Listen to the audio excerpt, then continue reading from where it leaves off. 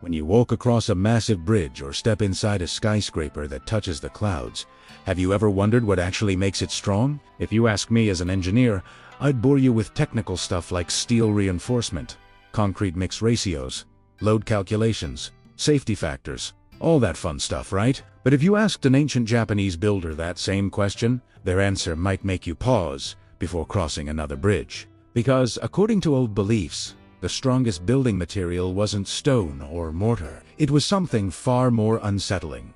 It was human beings themselves, placed within the foundation as a spiritual offering. People often marvel at Japanese castles, standing tall and beautiful for centuries, surviving earthquakes that would flatten modern buildings. They admire those mountain tunnels carved through solid rock with seemingly impossible precision. But old legends suggest that beneath some of these engineering marvels, human sacrifices may have been made to ensure their strength. Welcome to the world of Hitobashira, literally meaning human pillar, a practice blending history, legend, and folklore that will make you look at ancient structures very differently. So grab your drink, get comfortable, and let me tell you about one of the most haunting construction beliefs in human history. Now look, as someone who works in engineering, I genuinely understand the frustration those ancient builders must have felt. Japan is basically nature's obstacle course. Constant earthquakes, floods, tsunamis, you name it. And ancient technology simply couldn't handle it all. Build a dam. Typhoon destroys it. Build a bridge. Flood washes it away. When structures keep failing over and over again, something interesting happens to the human mind.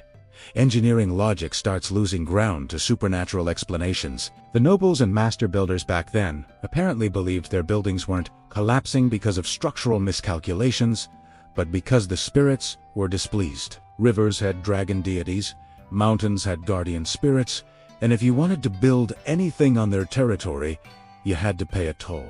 And, according to these beliefs, the currency that these spirits valued most was human life, the ultimate sacrifice, the only payment worthy of divine protection. Now, you might immediately think that sounds incredibly harsh by modern standards, and you'd be right. But here's the interesting thing. Similar legends exist in many cultures around the world. Stories about foundations requiring human sacrifice appear in European, Asian, and Middle Eastern folklore alike. What makes the Japanese version particularly fascinating is how systematically it was documented in folklore and local records. Whether these accounts reflect actual practice or symbolic storytelling has been debated by historians for decades, but the stories themselves reveal a lot about how people understood the relationship between sacrifice and protection. Let me tell you about one of the most famous legends, the story of Maruoka Castle. This castle is ancient, built during the Sengoku period, when Japan was basically one giant battlefield. According to local folklore, every single time they tried to build the stone walls, they collapsed, and no mortars could hold them together. The legend says that the builders were completely stumped until someone suggested they needed a human pillar. The story goes that they found a blind widow named O-shizu, a woman living in poverty, with only one son whom she loved more than anything in this world. According to the tale, the Lord made her a desperate bargain. If she agreed to become their human pillar, they promised to raise her son as a samurai, giving him status, honor, and a future. With a mother's love driving her decision, the story says O-shizu agreed to this terrible exchange. The legend describes how the villagers placed this blind woman beneath the foundation, believing her sacrifice would protect the castle forever. Whether you interpret this literally or as a symbolic tale about maternal sacrifice, the emotional weight of the story remains powerful even today. And here's where the legend takes its darkest turn. The story says that after the castle was completed, the Lord who made that promise was transferred to another domain, and his promise about O-shizu's son was apparently never honored. The boy was left behind, never becoming the samurai his mother died believing he would be. The aftermath. According to local tradition, every spring during heavy rains, the moat around Maruoka Castle floods in an unusual way. Locals have called it O-shizu's tears for generations, saying her spirit still lingers there, mourning the broken promises of those in power.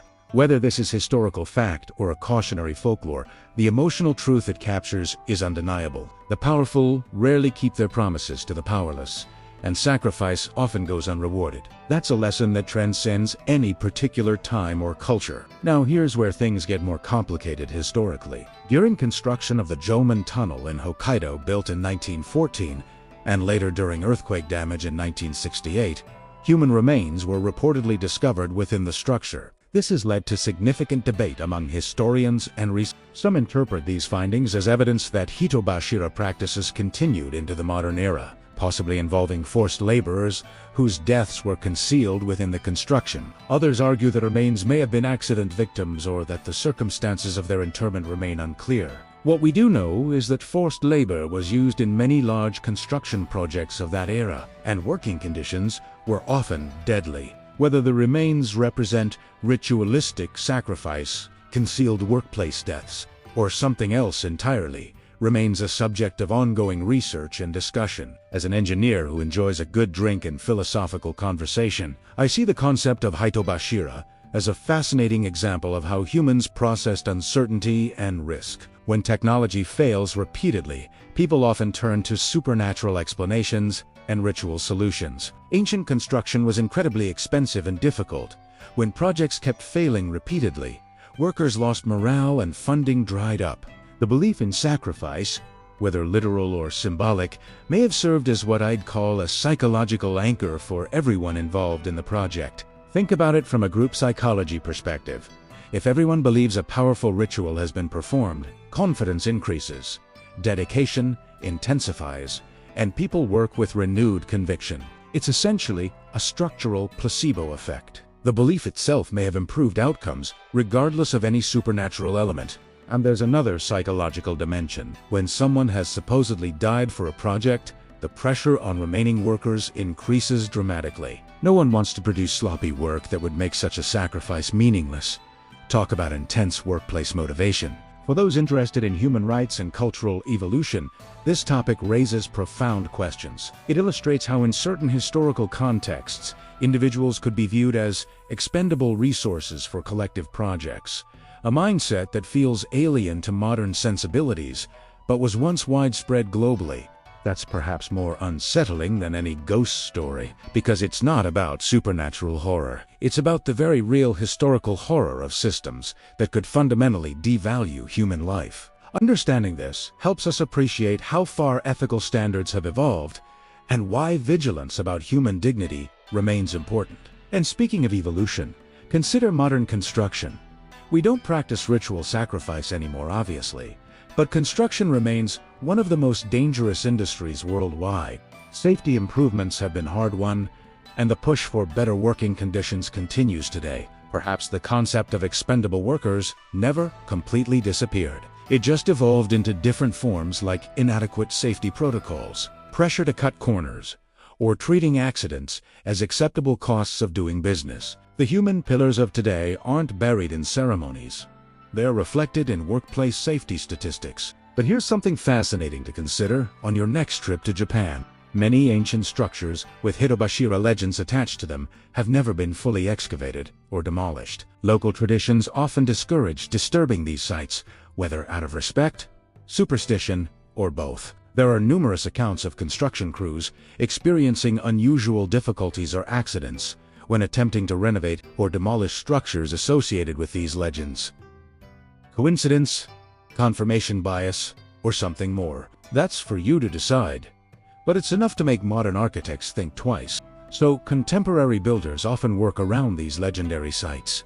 They either avoid the area entirely or build on top of existing structures without disturbing what lies beneath. That bridge you walked across in Japan, that tunnel you rode through, that historic hotel you stayed in. Think about what might be underneath. According to local legends, some of these places might still contain the remains of those ancient sacrifices, never excavated, never given proper burial. Whether you believe that literally or view it as cultural memory preserved in folklore, it adds an undeniable weight to these places. So, next time you visit Japan and stand before some ancient pillar or castle wall, take a moment to consider the stories these stones could tell.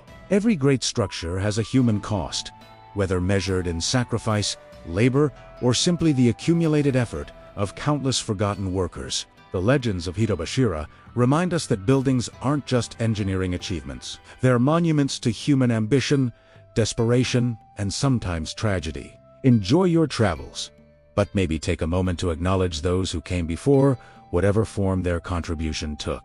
And if your shoulders feel a little heavy walking through those ancient corridors, well, now you know why that might be. Some weight isn't carried in your backpack.